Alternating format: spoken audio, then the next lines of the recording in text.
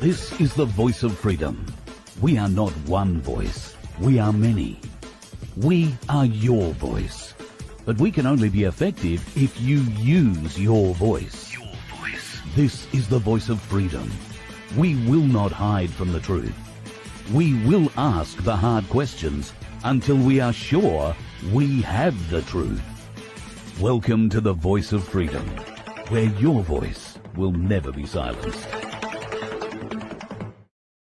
Well, thank God it's Friday. That's all I can say. How's your week been? Well, probably hasn't been as bad as Dave Graham's ended up being today.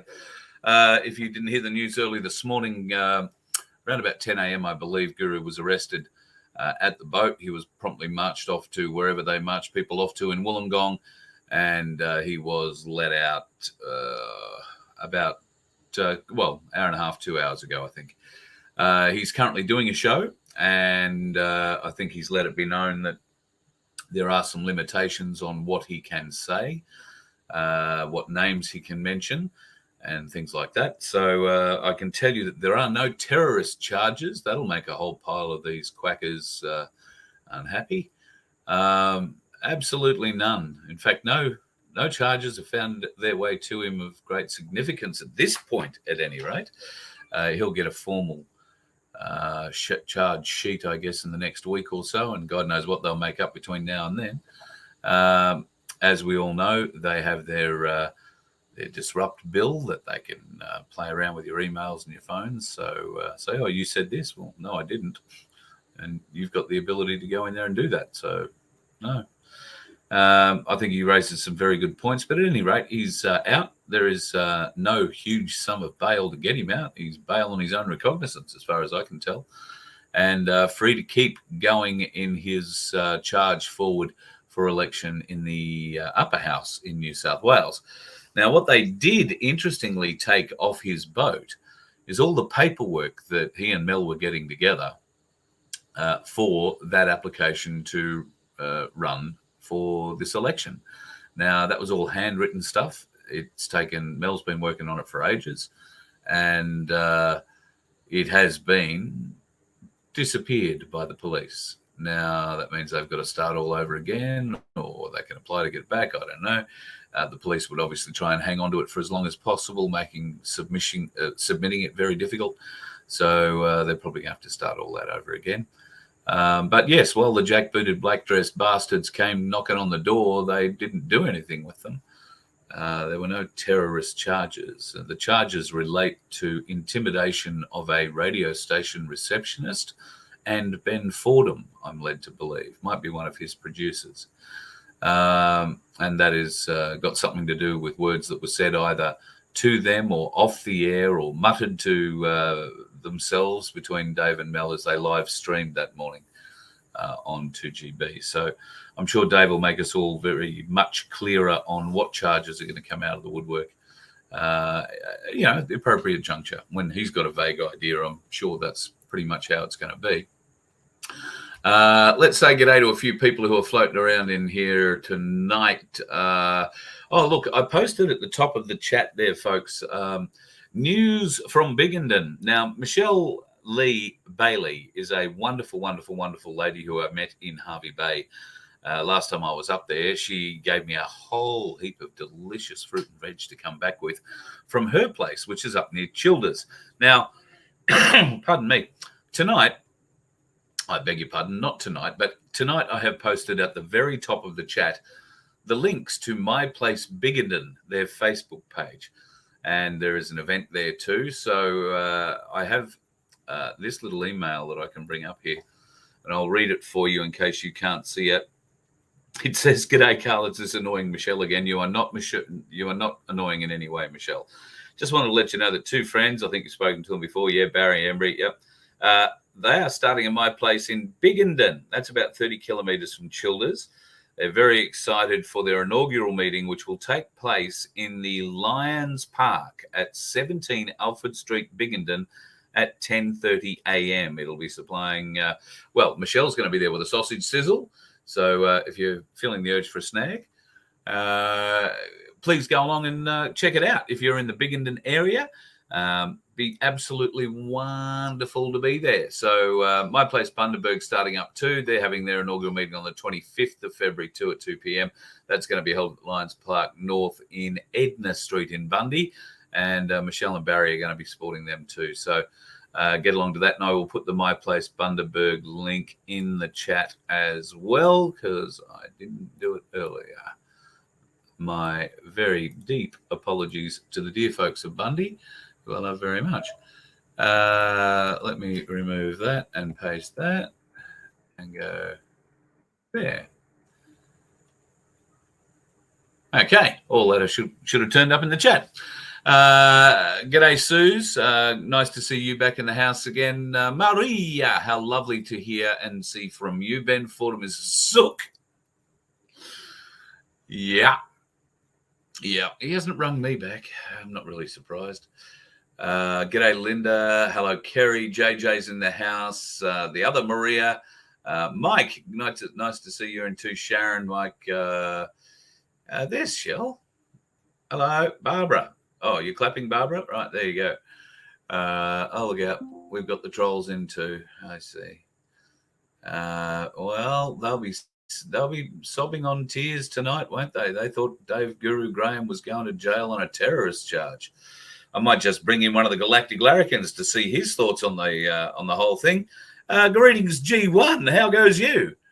G'day, Carl. G'day, everybody. Yeah, good, mate. Good. Very good. Thank you. So, good old Guru, mate. What a feather in his cap.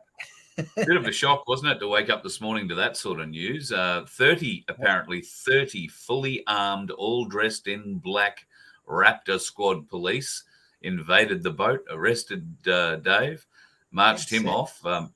Mel's license, she was driving to work. Mel was pulled over by the police and informed that her license has been suspended, but for no apparent reason. So, some weird shit gone down. It is a sign that he's over the target. Well, it's a big threat to them, I think, if they actually get into Parliament, between him and Rick. If they get into Parliament, they've already said, police, politicians, everyone, it's all on the table. We're going to blow it all off the table. Yep. So we know what happened to Pauline Hanson back in, 2003, 2008, something like that, when she went up to do similar things. So, they're pretty serious. Sharon, hang on. Have I got Sharon? There we go. Is that Sharon Spotes? On Facebook, the cookers posted lies that Guru had drugs on the boat. Yep. They posted a lot of strange things on their page today, and then deleted a lot of them because a lot of them were defamatory. Real shame. Every one of them got screenshotted. Just want to say. Yeah. The internet's forever, guys. Delete stuff. Yeah. There was some very, very, very wrong, incorrect, and extremely filthy, dirty political shit things that they posted today that have no basis in truth whatsoever. None. And this is a bit of an idea. No, they had all the stuff ready. They were waiting for the charge to come, I think. They were waiting for some, this is him being arrested for wanting to blow up Parliament, which Dave Graham has never, ever said he wanted to do. You can edit bits out of a sentence all you like and make people say whatever you want them to say. But Dave Graham has never, ever said that, ever. No. Play the whole sentence and put it in the whole context of what he was saying, and you'll understand completely that the idea was never to blow up Parliament House. The idea was to get everybody out of it, have trials, and hang those responsible. Then maybe blow up Parliament. Then demolish it, and then build a memorial about to remind people of the travesties that went on in this location, and that they should never ever happen again. Yeah, absolutely. So look, I watched the start of his broadcast. He's been pretty much flat out, and I haven't spoken to him, obviously, since he got out. He and Mel will be talking, and Kaz, obviously, and they're getting the show together. So all the best. I'm sure that the fight to come will be one he will gleefully run towards. He was saying in his show earlier that he's been red pilling police all day. Not the black dressed jackbooted bastards, but more of the ones that are located in the Wollongong area, I suppose, in the Wollongong police office on a regular basis. He got the feeling that a lot of them were pretty much over it. They just wanted to let him go. They didn't realise or want to be pushing this whole thing. But it could be a good cop, bad cop routine, I suppose. But he didn't have that feeling. He felt that, that's Neo hearing chili going off at the front door here, I guess. It could be, actually. Yeah. I think that could play a role. So somebody here has suggested probably weed. No, as far as I'm aware, they didn't bust him or charge him with anything of that, at least not yet. There'll be cookers unhappy all over the place, mate. Absolutely unhappy. Now, let's move on. Do you remember? Oh, God. Well, before I move on, I should introduce Bob, who's sitting in the background here, and he's been very patient. Hello, Bob. Good evening, Carl. Good evening, everyone. How now, are you? I should point out, Bradford, that Bob is celebrating today. Today, Bob stepped out of his B Massive double semi-trailer road train thing and handed the keys back for the final time. Wow. Yes, yep. After 27 years of being in and out of those damn things, I finally hung the keys up on the road train this morning at 4:45 after finishing a night shift, and that's it. Wow. I now go and drive a desk as of Monday with a hell of a lot less, worries. Just, I can have a beer when I want to, because as a truckie, no drugs, no alcohol, no nothing. You have to be zero all the way. Geez, Perth's going to be rocking tonight then. Oh, it certainly will. I've even got a nice bottle of Maker's Mark in the cupboard. Just Thank you. Thank you. And then you start the new job on Monday. Yeah, hopefully the headache would have gone by then, but yeah. Well, you're going to want a clear head for that. I am absolutely sure. Okay, guys, there's a few interesting things that have happened today. I'll just remove the screen I was sharing and share a different one. I was going to share a different one. Why isn't it showing it to me? It's very weird.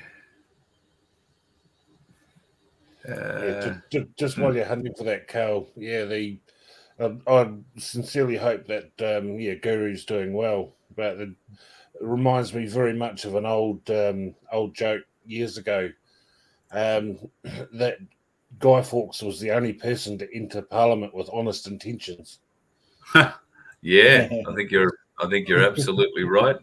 And between Dave and Guru, I think we might have something here. So, guys, I'm going to share you a little something here. I'll screw right back to the very top. I've been trying to do some speed reading. There are 2,024 pages in this document. Yes. This is the document that outlines everybody that travelled on the Epstein Lolita Express to the island, or I think anywhere else. Yes. It is a huge document that has been, for the most part, declassified. And you can see, I don't know if you can see on the screen, I'm watching a different thing, but you can see that there are redaction lines that appear and then disappear on things as I scroll up. Oh, yeah. Maybe you can't quite see it. So anything that was previously redacted shows like that. And you get a bit of an idea of how you can, or what you should be looking for, rather than having to scroll through 2,024 pages. You got to scroll through about 2,000 pages. However, I've only just recently this afternoon started looking, and I mean, I'm halfway through it. This is There's a file still under seal. What page was that? 1010. So these are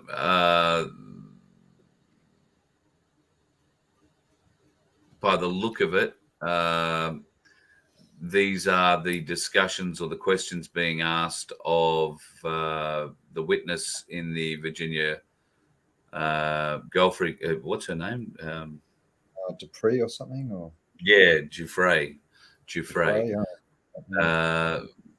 In the Giuffre case, and there is they're interviewing all sorts of different people. So anyway, this requires a little bit more going through yet before I can confidently say who was on what and where and why and for how long. But that gives you an idea. 2,024 pages, and you really have to stop on every one of them. So that's great. Apparently, Guru and Bosie have just given me a plug. So Tash is saying, just give me a plug for the idea of the protest vote. Well, thank you, boys. But, you're the ones out there doing the work. And I don't know, I think that's a good idea. If you don't like them, it doesn't really matter. They're not going to be in a position to make policy affect change. Nobody's going to be running the state. They'll just be two sets of eyes in that place for the people. And they will make the bastards honest again. So call it a protest vote. Don't draw a dick on your ballot, like so many people do, because they are such Dick Picassos, apparently, especially around polling time. This time, really have a protest vote that counts. And so vote vote Bosie and Guru, Dave Graham, into the upper house with your upper house votes. That's what you've got to do, folks. We have to do this. You can see the lengths these bastards are going to try and put Dave off his game. I'm sure they'll come for Rick at some stage too, in some weird, shape, way or form. Although Rick's plan is pretty good. Rick drives from his office, and because it's really impossible to get around the entire state and shake every baby and kiss every hand. They can do this virtually. And like I say, there'll be plenty of people say, don't like Bosie, don't like Graham. But, I really don't like what the government has been doing to us, upper and lower house, for so long. It's about time we put some people in there who are fair income about cleaning it up. And let's see what they can do. Look at the worst. At the absolute worst, folks, you're going to get two blokes in there for 4 years who prove to be ineffectual because the machine won't let them be effectual. That's the worst thing that's going to happen. At best, you're going to learn an awful lot of awful truths about the people you thought were doing the right thing by the people when you elected them into those positions of power. That's at the very best. So either way, whether you like them or not, doesn't matter. Doesn't matter one iota. If you want to find out some truth in government, the only way it's going to happen is by electing Guru and Bosie into that place. And, well, I've heard reports that there are up to 6 people now running as independents that will support both Ricardo and Dave. Going forward, and there are reports of a lot more coming on. We were going to have a fella on tonight, and he still might turn up. I was talking this morning, swapping emails with the Aussie Cossack. So he was going to come on tonight's show and have a bit of a chat because, God knows he's been a bit quiet in our part of the world for a little bit. I'm keen to find out where he's at with his legal stoush and obviously working out of the consulate. On that note, there is a big rally there tomorrow in front of the consulate in the eastern suburbs of Sydney. I dare say the Cossack will be getting a sausage passed to him over the gate or through the gate or over the fence or however that works. But I believe Ricardo is going to be going. Dave will certainly be going now that he's out. It's going to be a fairly big sort of a day. I know there are people travelling from quite long distances to go and be part of that. So if you're one of that, all power to you. I think that's awesome. Cossack said to me today, he said, why don't you come down? We need an MC. And I I'm not in a position to get down there at the moment. So otherwise, I would have driven down and been down there to do the job. Absolutely. But yeah, it's a little late notice. I would have had to drive all day to get there. But yeah, I would like to be there, but I will be there in spirit, if nothing else. And I'll certainly be watching any live streams that are coming out of it. I don't know, are the Galactic Larrikins going that way? We'll be representing, yes. Very good, very good. I'm very pleased pleased to hear. Mark will be there. Hopefully, he's if he hasn't, pulled a hammy or anything today mowing lawns. Well, yeah, and that is a danger. That is a danger. Yes, yes, health and safety, yeah, all that. Well, I hope he gets in to join us. He's just home from work, having a shower and beautifying himself, and it'll be interesting to see how many different directions his hair is pointing tonight when he joins us. Hey, interesting news today. Pardon me, interesting news today out of the States. Do you remember the name Nikki Haley? Yep. She was the ambassador to the United Nations, and a very good ambassador to the United Nations, going through the late Obama period into the early Trump period. Yep. Now, I actually thought she was very, very, very switched on, a very clever lady, and could well be presidential material. Turns out she has aspirations and has announced that she's going to run in 2024. So I would have thought she's kept her distance from Donald Trump, and deliberately so, I think. It would be to see what sort of a ticket. He's very excited. What sort of a ticket Trump and whatever running mate he has, they come up with in 2024. So, not that I guess it's a foregone conclusion that Trump is going to get the nomination, but I think, anybody can run, so he'll run regardless. But yes, there might be some interesting people popping up in the Republican ranks to bolster his claims. Hello, Sunflower. Lovely to have you in. That's all good. So, Bob, what's going on over in your side of the world, other than no more trucks in your life? Have we got any of you and I were talking about some interesting things earlier. What are you going to share with us tonight? I'll probably help you out a little bit with some of what actually goes on trucks and what possibly a few people don't actually realize is sort of happening around them in Australia. So let me set this up a little bit for us first then. People will be familiar at the moment that in Ohio a train derailed. There were 16 cars came off the track. Now, those cars contained 5 of those 16, 5 contained something called vinyl chloride. And vinyl chloride is a reasonably toxic substance just in its normal state. But it's my understanding that some officials at this crash site decided the best way to get rid of all this was to burn it off. Now, I don't understand how somebody so stupid could be in charge of people in hazmat suits. That has never, ever been a way you would treat a vinyl chloride crash, because setting it on fire changes it, turns it into a different compound, which then goes floating around and falling from the skies. And now we're finding fish in Lake Superior and creeks and rivers. We're finding them dead. We're finding cows in the paddocks dead. We're finding chickens dead. They are killing everything in Ohio with the shit that's falling out of the sky at the moment, just in, I guess, ashen form.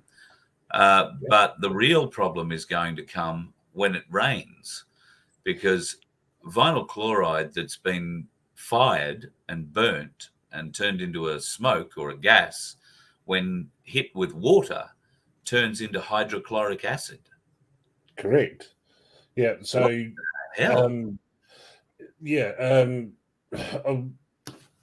sort of actually being an ex-firefighter, I mean, I've had to wear level 4 contamination suits and deal with these sorts of things. Now, vinyl chloride is one of the elements that is used in PVC, polyvinyl chloride.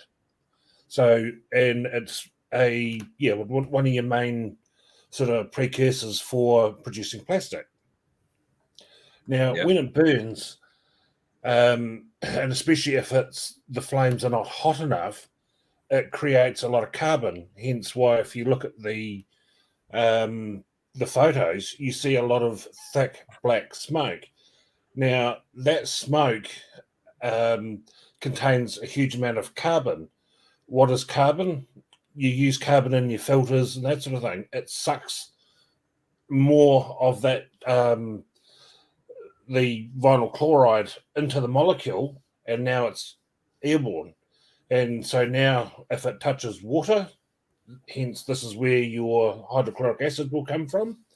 But the worst thing is when it drops down to the ground, because now it's coating all your waterways, all your farms. It's in the air. It's breathable.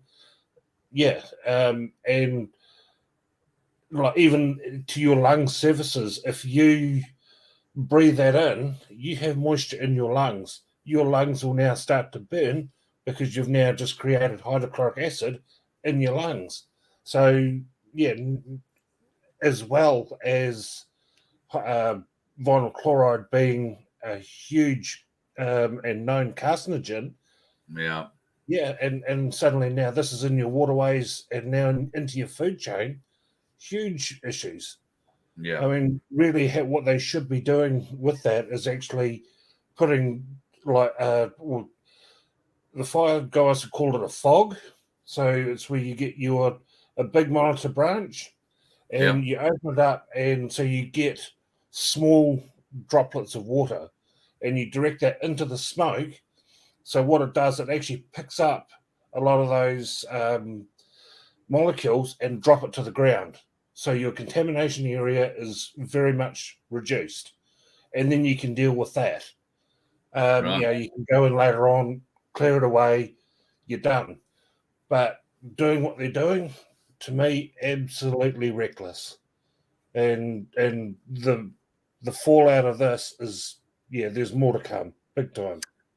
Kirsten has a very good point. I think it was used as a weapon. They're out of time, the USA Corp. They've been told they have one more week to pay their bills. It was extended and they can't pay.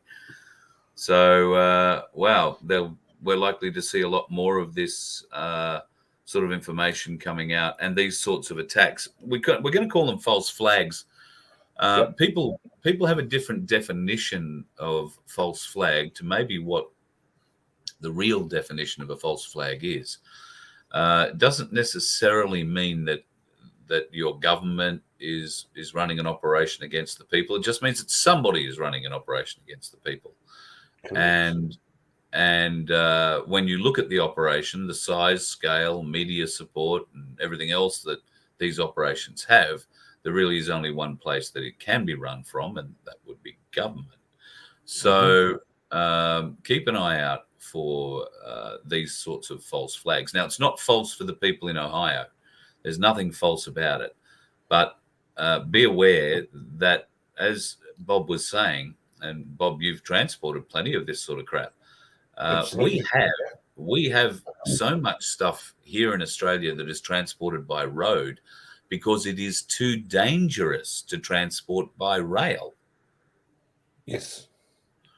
This is the sort of stuff that drives through, places like Rockhampton, Gympie, I guess through the back of the Sunshine Coast, over the Gateway Bridge in Brisbane, down past through the Gold Coast, over the border, and down into places like Grafton, Coffs Harbour, another easy one. You've got to drive through that where these accidents could happen. Now, everywhere, certainly in North Queensland, Central Queensland, there are dams everywhere.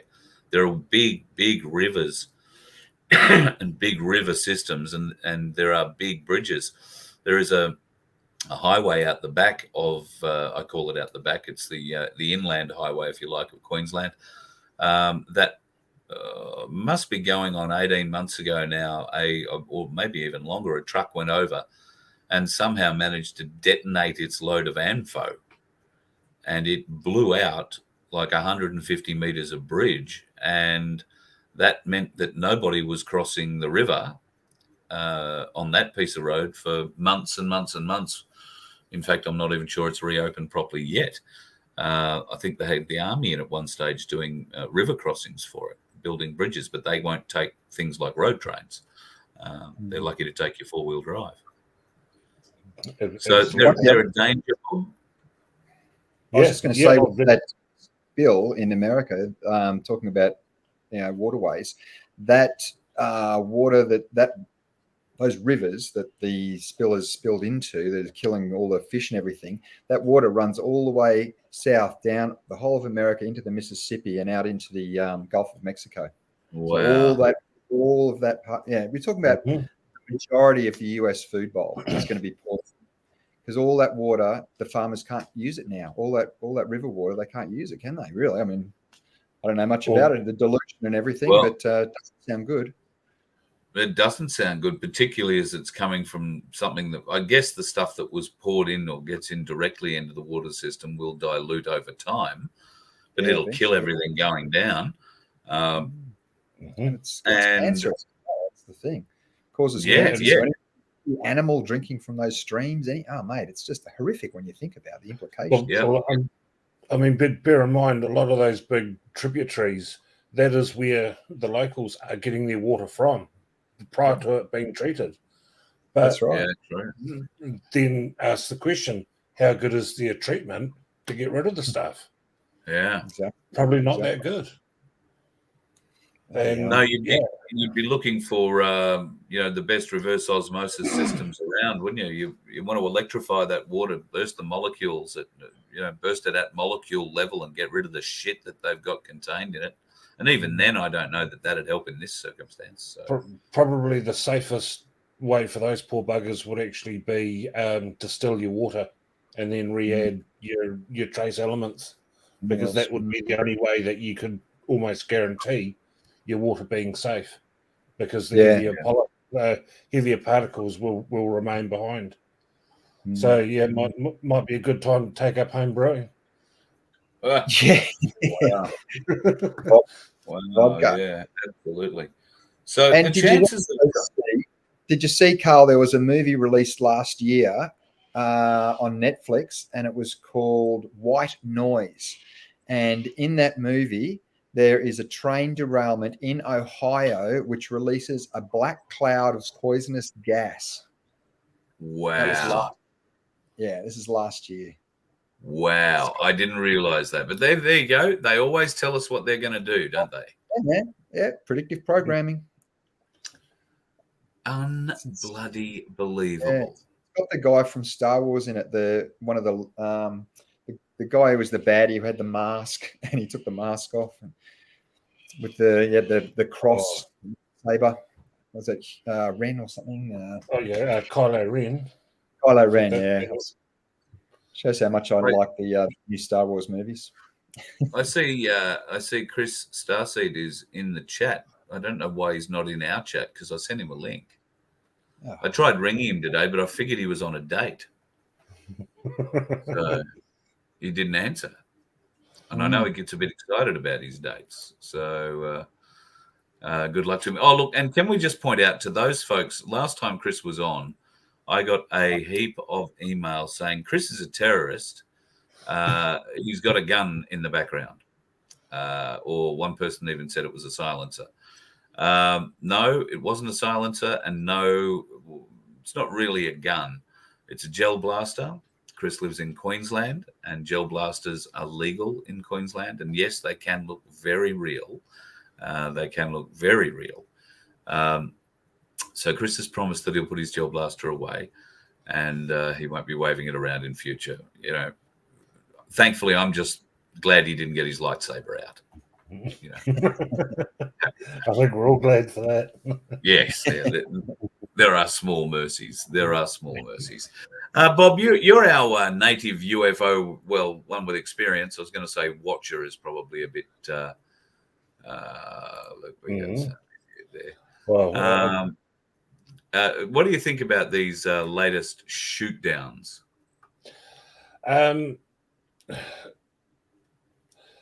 Okay, the intel that I've got from my sources, and I'm about 95% confirmed that those particular balloons are of US origin.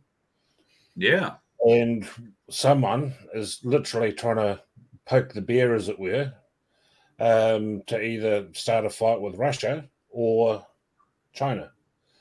Now, seriously ask yourself the question, folks.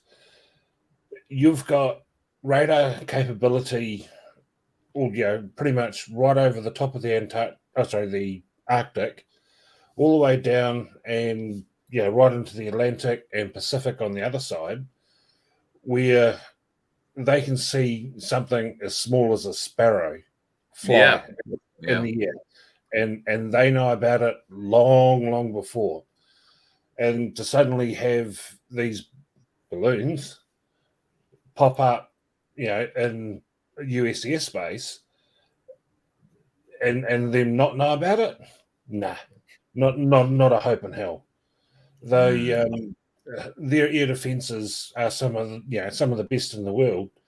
If you even jumped into a little Cessna and started flying into restricted airspace, guarantee you won't be up there very long, because you'll have a couple of fighters on your backside very, very quickly, depending on how restricted the airspace is, and you will be directed to get yourself into general airspace again, or you will be fired upon. And having flown through that, I know where their radar sites and stuff were. And that place is absolutely blanketed. So you've got to ask yourself, folks. Start asking the real questions, because these things don't just sort of drop out of the sky. I have another possible theory on what they are, and I'm waiting on a bit more intelligence on that, and that these are actually their own US satellites, but where the helium in them is actually starting to fail, and they're dropping out of the sky. Because I don't know if many people know, with NASA, they are the world's largest consumer of helium gas. Now, why would that be? Is that real? Wow. I find that amazingly interesting. Why would NASA be the world's biggest users of helium gas? Could it actually be that space, as most people know it, is a fraud, and your satellites are nothing more than balloons? Balloons? Who knows? I mean, it'd blow a few people away if that were to be the case, wouldn't it? Yeah. I mean, going back, when I was doing a lot more of the spooky work, where fiber optic links and that sort of thing weren't always available, but not a lot of people actually realised that microwave link was very much a real thing, and you can put an awful lot of information over a microwave link. So it's still terrestrial, and huge swathes of information can be passed very, very quickly from literally tower to tower. So I understand this because we've been using microwaves in radio for a long time. Microwave links and in TV. All of the television links that you see in your nightly news are done by microwave. Yep. Mm-hmm. So don't think for a second there's no towers around you, because there are, and located on your highest point, there's likely to be a receiver for them. In any of the old truncated radios, so truckers that drive around any of your major cities that have a radio or CB sort of thing, but it can double as a cell phone, and you can like talk from radio to radio. All of that's called truncated radio, and that is all microwave technology, and that has been around for decades. Wow.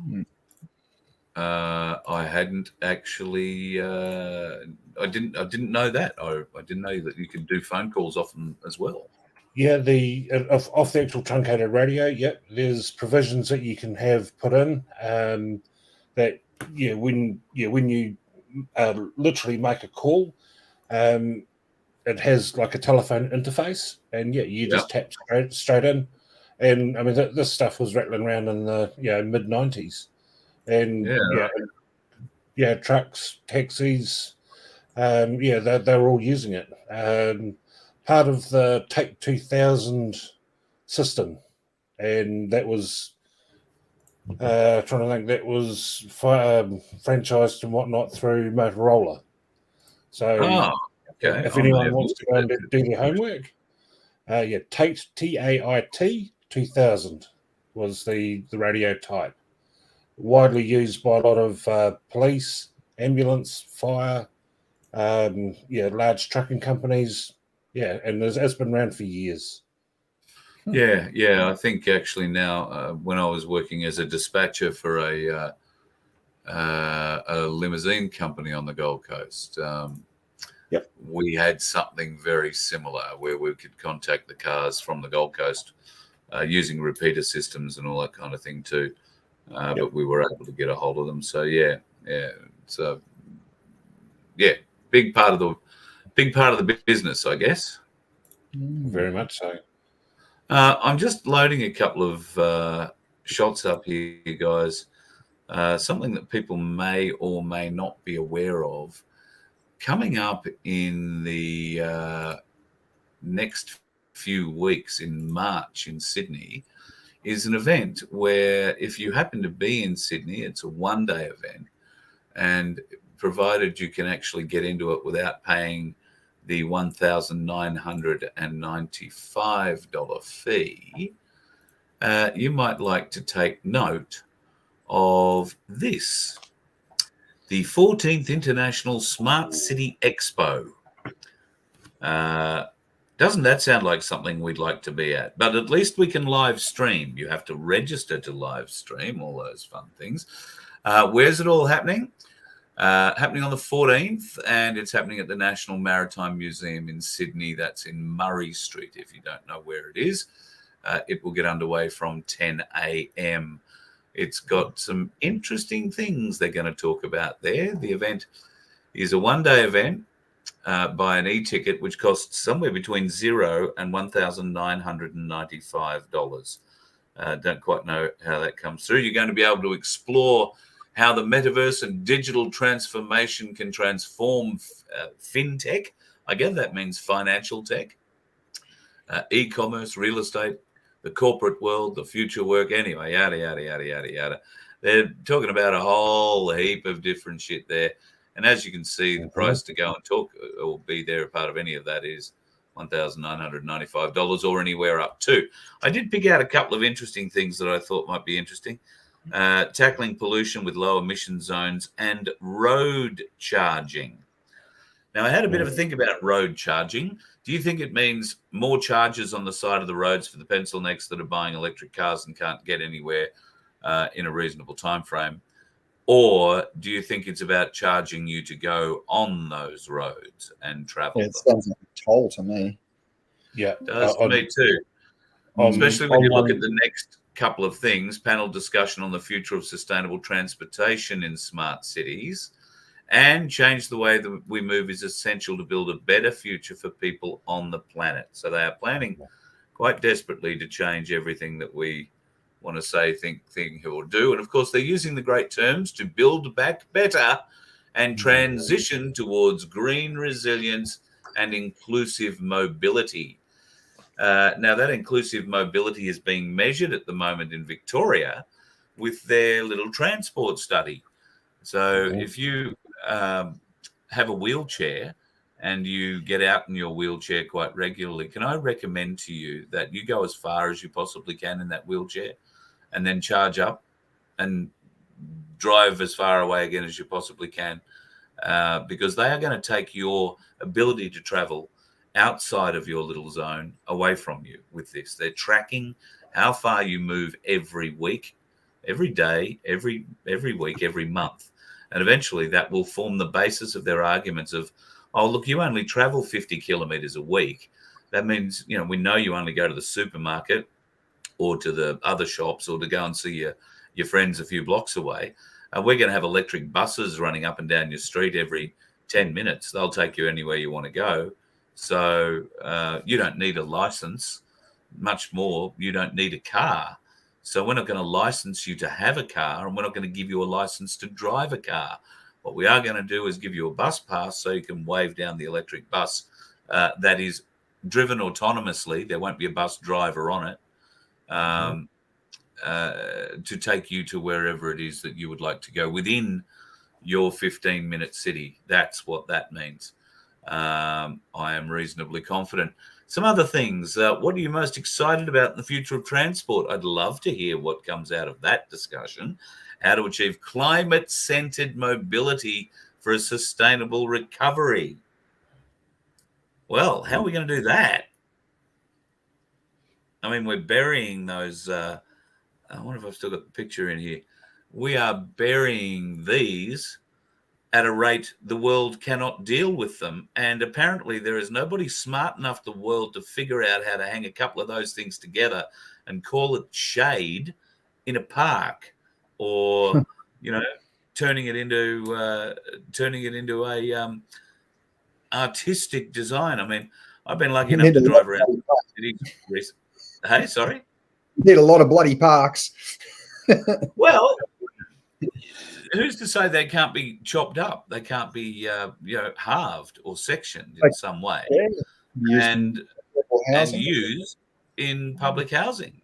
Why can't we use them as walls and roofs for things? Okay, we might have to fill a few gaps, but surely there is another way. Or is there a more dark reason why we can't use them? Because they're made out of exotic plastics and materials, and that if we were to touch that, have it rub off on us or whatever, then it might be likely to cause us some harm. I would have think they'd be encouraging that right about now.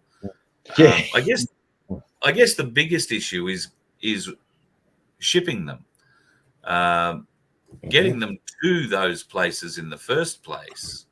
Is a big effort. If you've ever encountered one of those trucks carrying one of those blades on the road, they're great out on a highway, but there's something to maneuver through a town. There are a lot of them out in country towns, obviously in Victoria and New South Wales, Queensland, every other place, I suppose. So we've all seen them out there. So that's a huge cost to get a truck with that sort of trailer and, the ability to tow that sort of distance.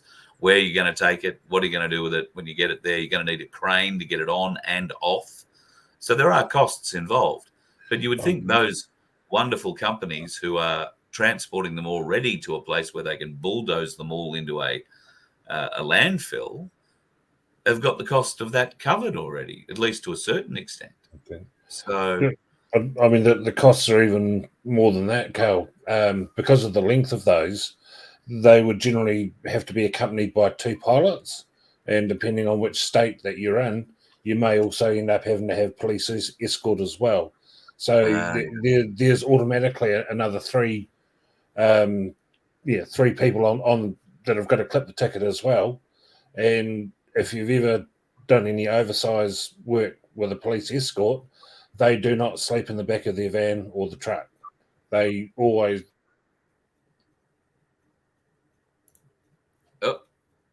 We lost him. Everything seems, yeah. Oh, But yeah, Bob's so that on. makes it a lot easier just to dig a hole and put them in than have to worry about all that crap. Yep. So Mark has noticed my Dark Side of the Moon T-shirt. So yes, thank you, Mark. You need one in 8XL. I think mine's 4.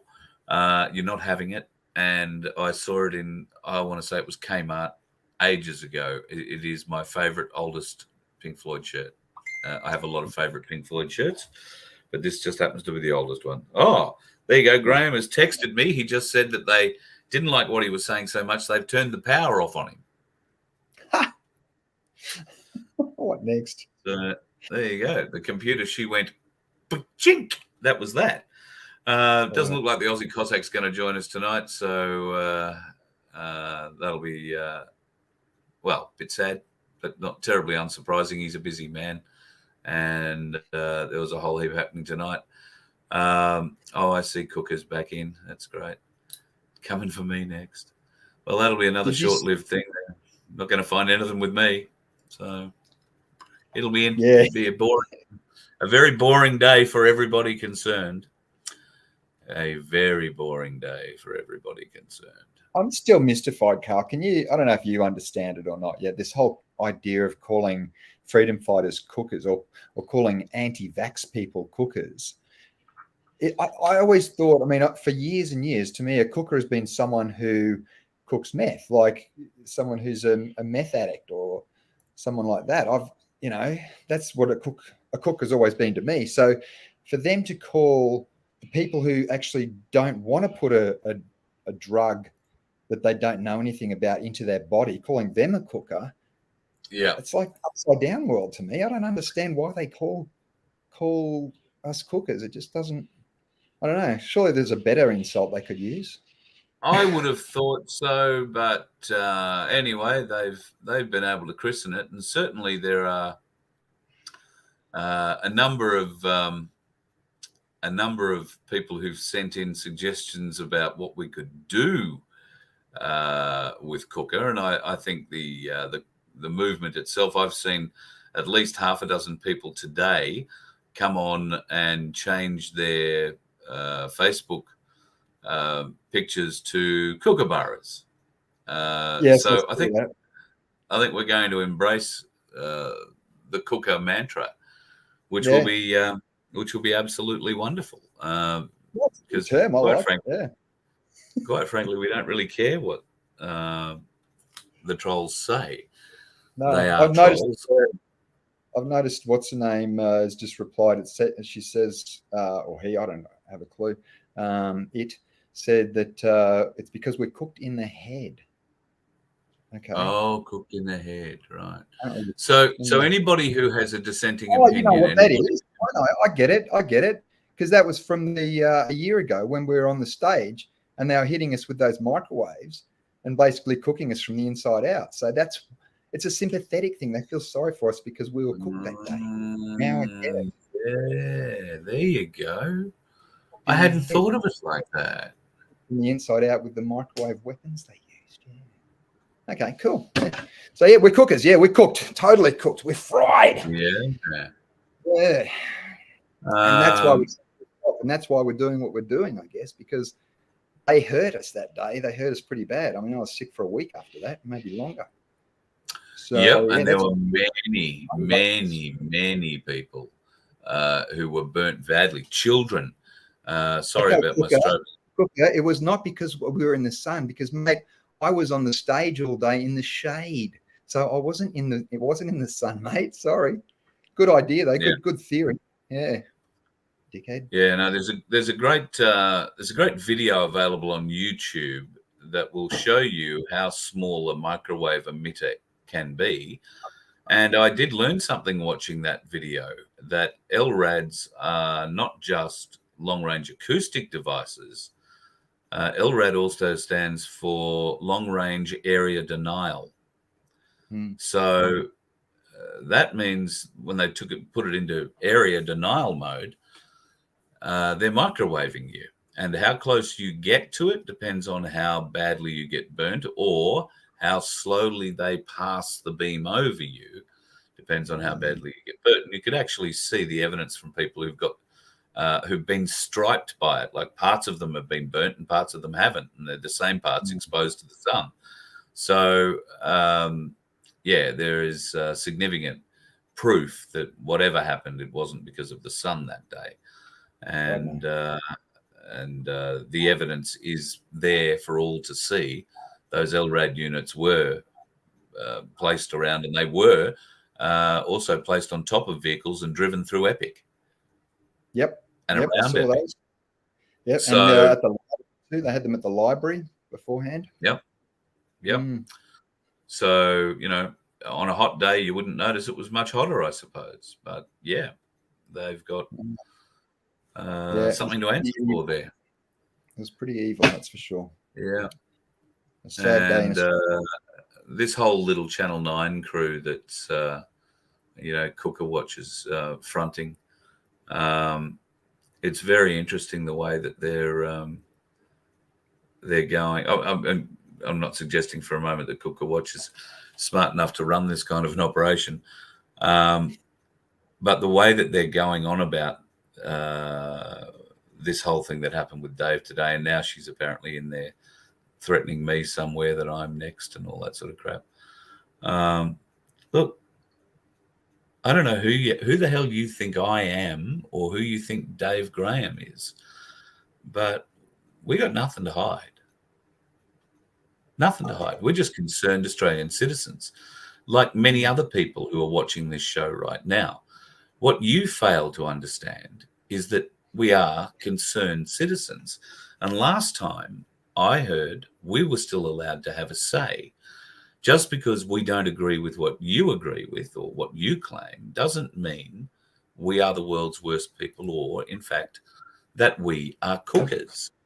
Welcome back, Bob. It doesn't mean that we are cookers. It means that we have a different opinion, and we've been able to go and look and identify things that at least have made us question further, to dig deeper.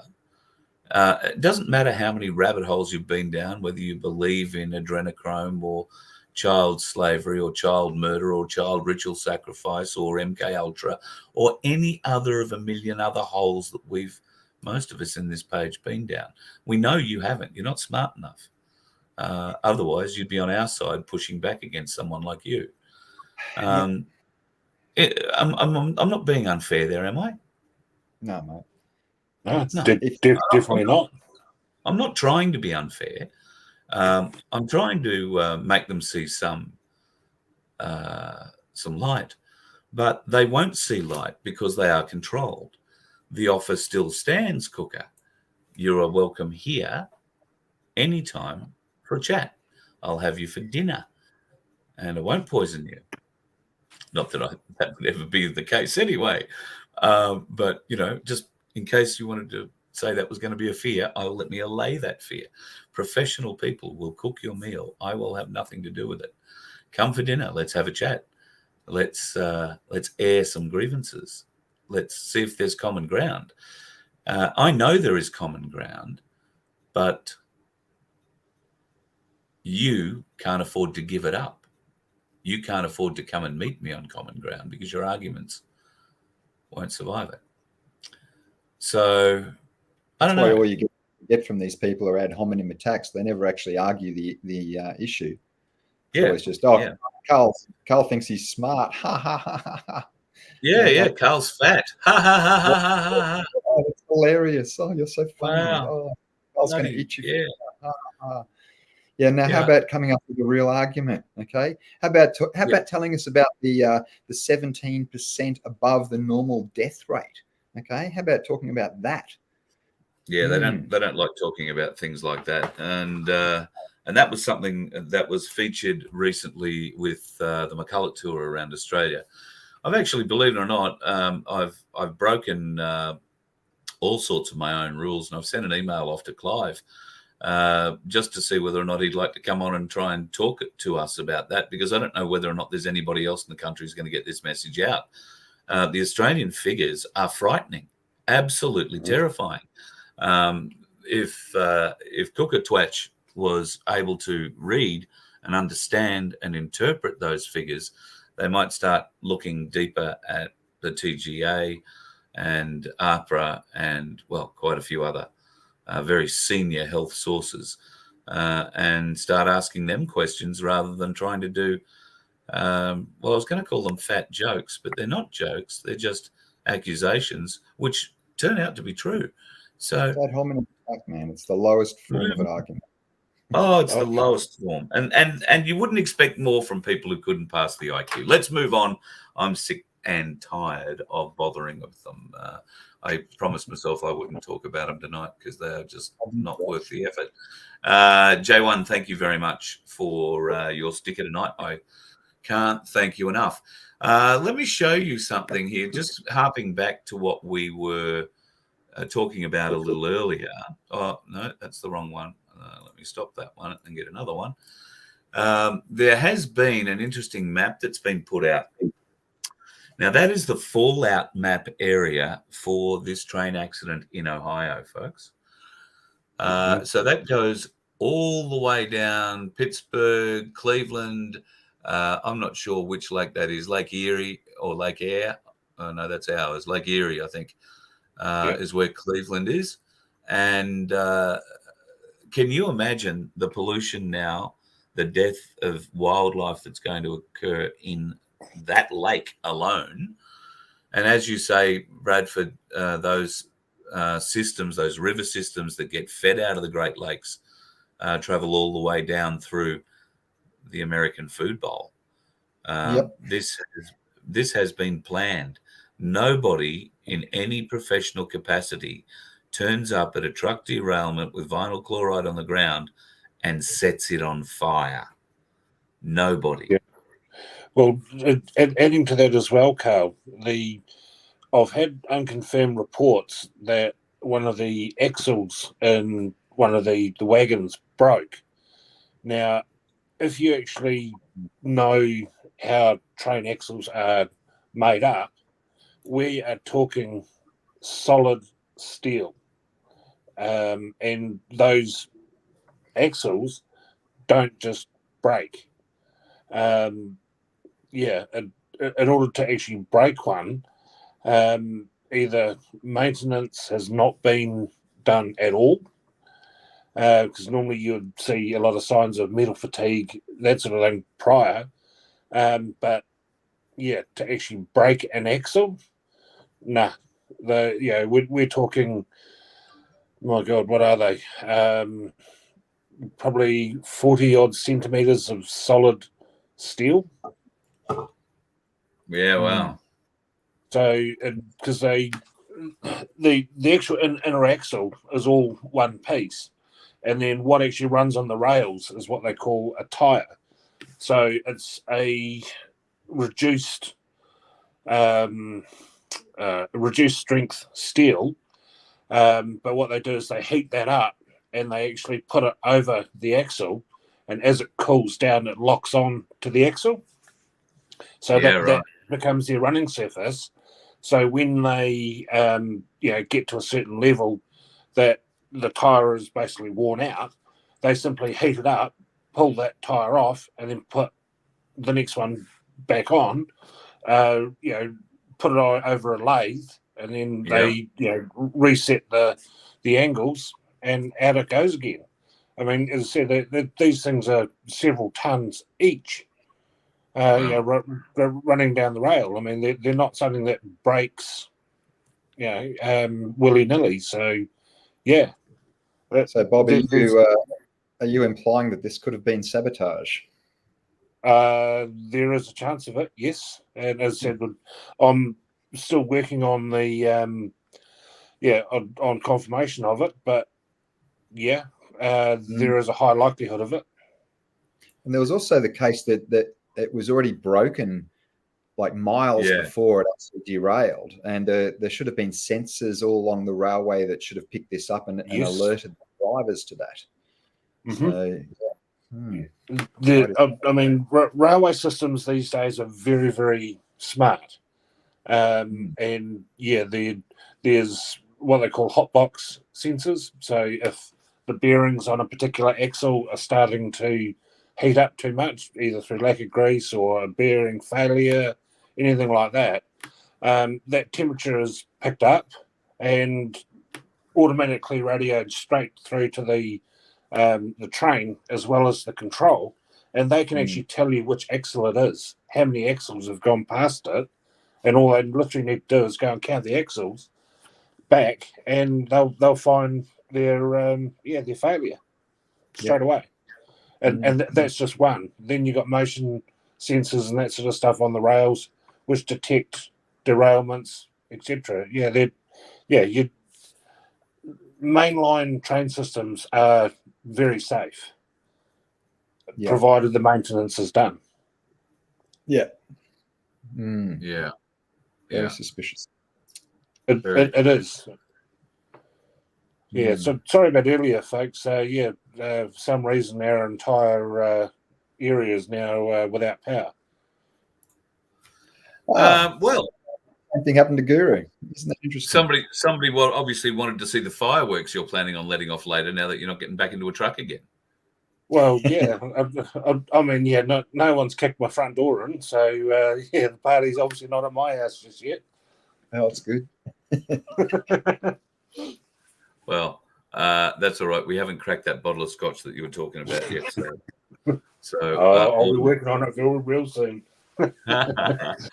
Well, I just want to, I think, probably end on that one, guys. It's a real concern to me that we, I think, follow America in our trends, and at the moment, trends in America seem to be indicating a very large event that's going to happen in one or maybe a couple of our food bowls.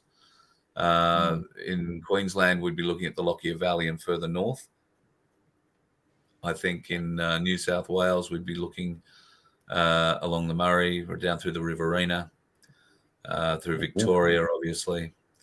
So there are, well, what are we looking at? The Murray-Darling system. What would happen if you put something toxic into the Murray-Darling system? Yep, that's right. Well, just talking about food bowls as well. Our cousins across the sea in New Zealand with the big storms and whatnot that have gone through. Now, I know a few orchardists and that sort of thing around in the Hawke's Bay, around Napier. A lot of those guys have literally had their orchards washed away. So there's a lot of stone fruit that would normally find its way to Australia as well. That's all gone. The big market gardens just outside of Auckland, a lot of those are seriously damaged. So at the moment, New Zealand's only really got what sits down in the Canterbury Plains, keeping the country going as far as all their wheat, veggies, and that sort of thing. So those guys are in serious trouble. Jeez.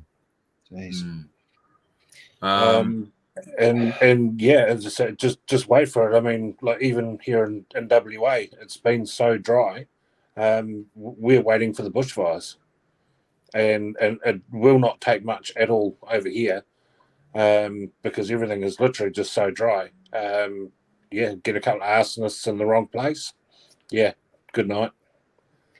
Yeah. Yep. A couple of directed energy weapons that do the job as well. Most definitely. Definitely. Yep, absolutely.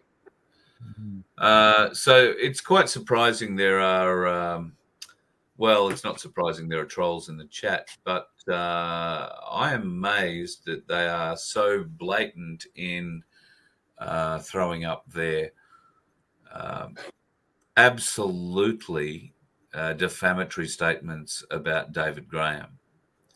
Every one of them has been screenshotted. And if you think you are anonymous hiding behind your little nom de plume, you are very wrong.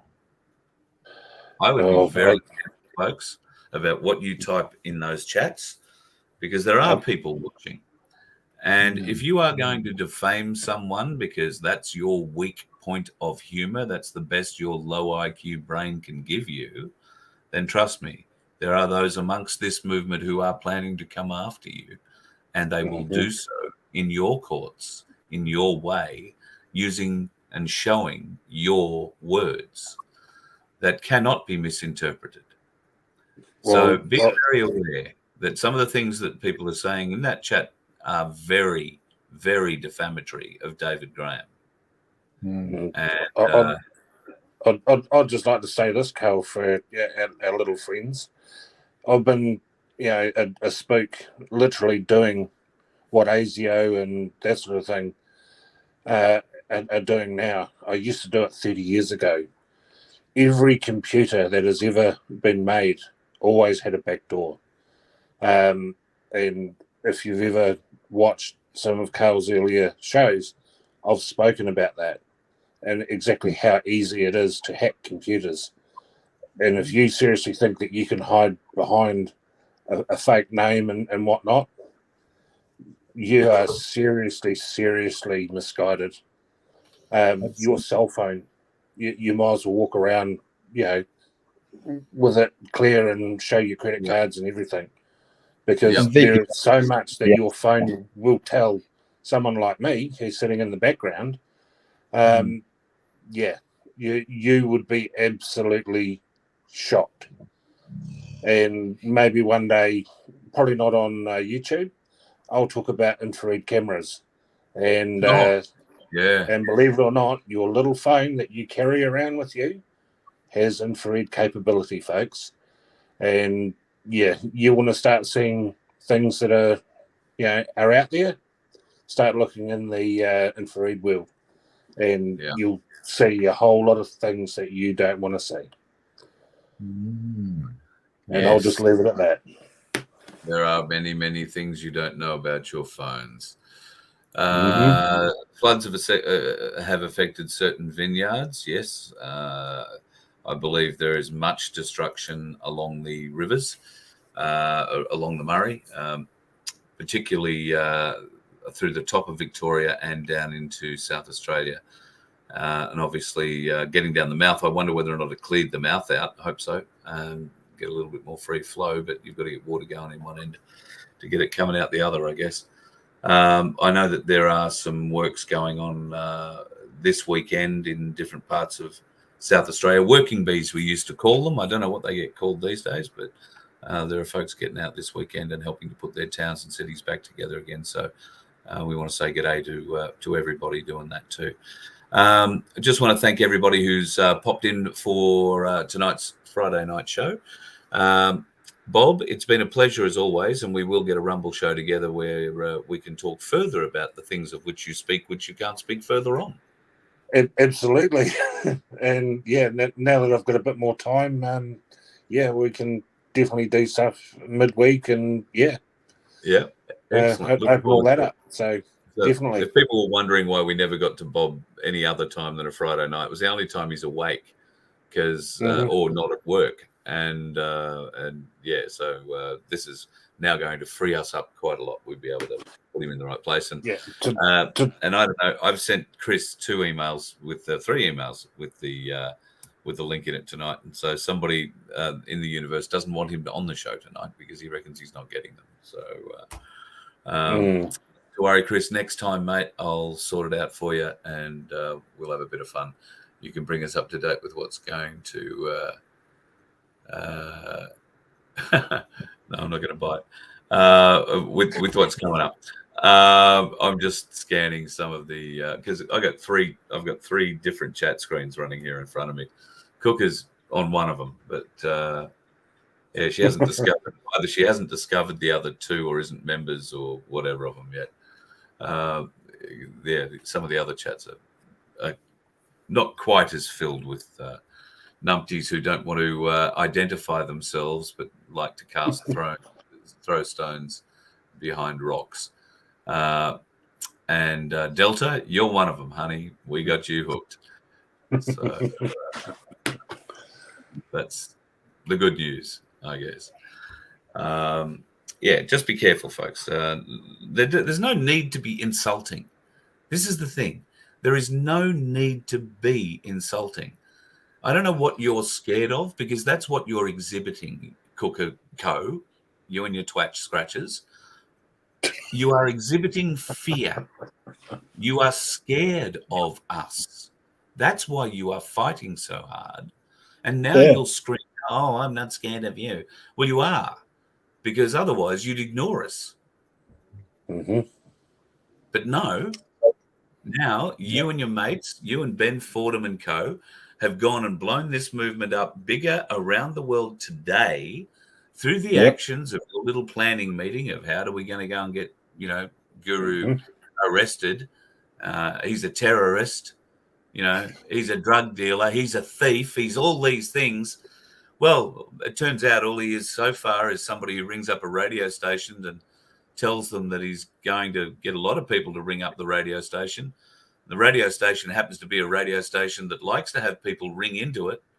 I'm not exactly sure what he's done wrong there, but apparently his charges relate to intimidation and not terrorism, at least at this juncture.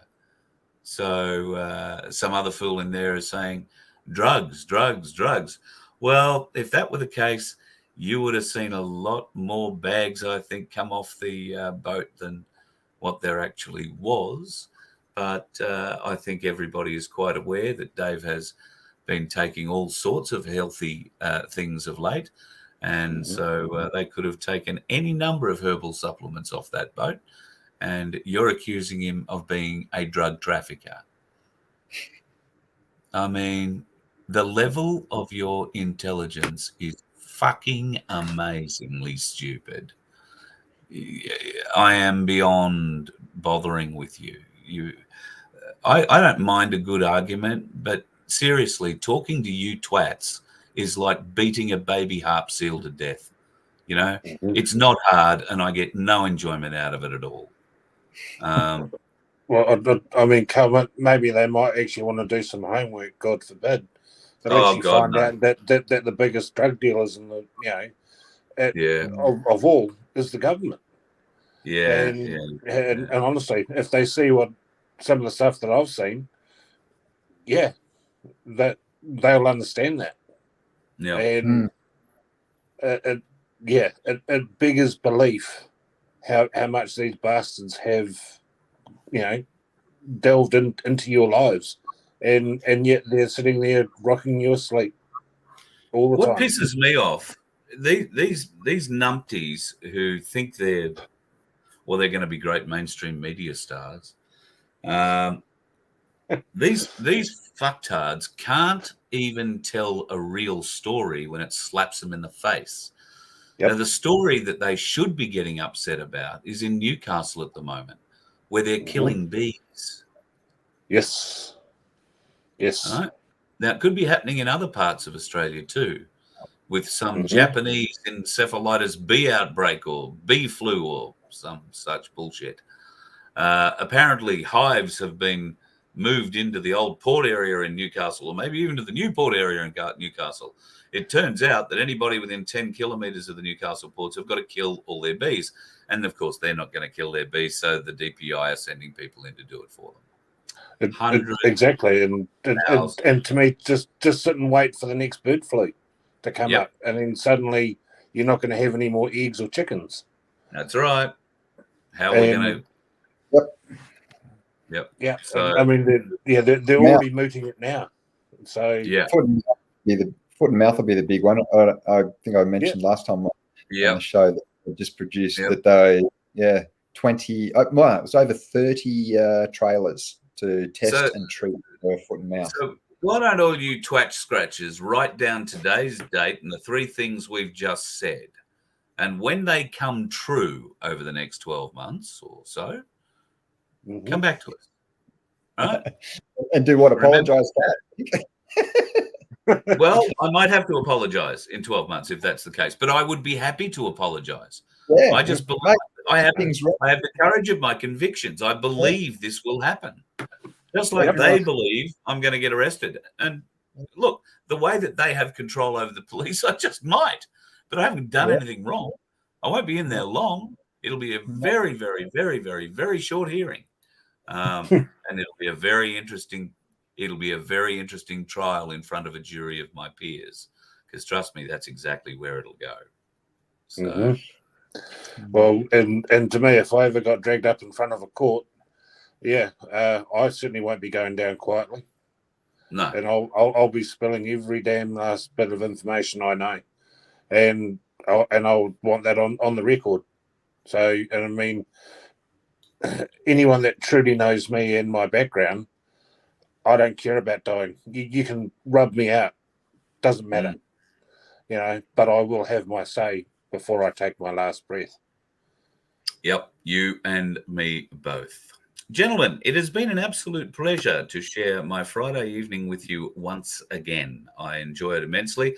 I noticed behind you, B1, you have a very intergalactic larrikin type of background. Is that always been there, or have you got creative recently? Oh, no, that's always been there. Hadn't you noticed it before? Oh, well, the shelves were always there behind it, but I always... No, you're not. You've painted that. You know it's there. It's a green wall. It's a green wall. Oh, so that... Yeah, green wall. Oh, yes, I do see that. Okay, yeah. It's the fake background I wasn't quite seeing. That's how good your green wall is working. It's better than yours, that's for sure. It works a lot better than yours. Yeah, you've got better light. I can see it bouncing off your bald spot. No, we have a green screen here. This is green. See, that's why it's so good. Yes, yes. I must get more green in my life. Yes, green is good. I must get more green in my life. Dean, if you're interested, where are people buying gold from? You can buy gold from the Perth Mint. You can buy gold from ABC Bullion. You can buy gold from Ainsley Bullion. If you're located in Brisbane or Melbourne, Ainsley Bullion are there. Perth Mint's, funny enough, probably located somewhere close to its namesake. And ABC Bullion, I believe, is in Sydney. So probably located in a few other places too. You can check out the bullion prices for gold, silver, and anything else online at your favorite bullion dealer, I dare say. I haven't actually looked in a little while because, I don't have any gold and very little silver. And what I've got, I'm hanging on to, hoping for it to all miraculously turn into a small fountain of something. So I guess we'll just have to wait and see. We are going to talk more about QSI tomorrow night. So I've done a lot of research in the last week or so on that. I've got to tell you, it has been quite a learning curve. My head is still spinning. Jane and the Cranker, Jim, will be back tomorrow night at 7:30 Daylight Savings Time, 6:30 Australian Standard Time. And I know there are a lot of people who feel very strongly about this whole thing. The thing about what I do is I try and get baseline information if I don't have any. I've got to do that by asking questions. And if there are two sides to an argument, it's good to get a baseline from both sides, so at least you know what the argument's about. That's what I'm trying to do. And I've learned a lot in the last week or so, a great deal. And I'm looking forward to a range of questions that I've got, plus a range of questions that have been sent to me by you who want me to ask these questions of QSI as well.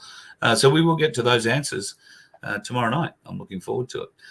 Thank you again, gentlemen. Look forward to speaking to you next time we come speaking. Absolutely. Take it easy, everyone. And thank you. Good on you. Cheers, buddy. And thanks, folks. Have a good Friday night. Do what you do. If you're going out tomorrow, be safe on the roads, whatever you do. Plenty of dickheads still floating around out there. And we certainly know, well, it doesn't take much to be one. Just the slightest little glance off the road. We've all done it. We've all swerved. We've all overcompensated. And we've got away with it. Some people aren't so lucky. So just don't be a dickhead on the road, folks. There's plenty of them out there. No need to join them. You let one ant stand up to us, then they all might stand up. Those puny little ants outnumber us 100 to 1. And if they ever figure that out, there goes our way of life. It's not about food. It's about keeping those ants in line. That's why we're going back. Does anybody else want to stay? Let's rock!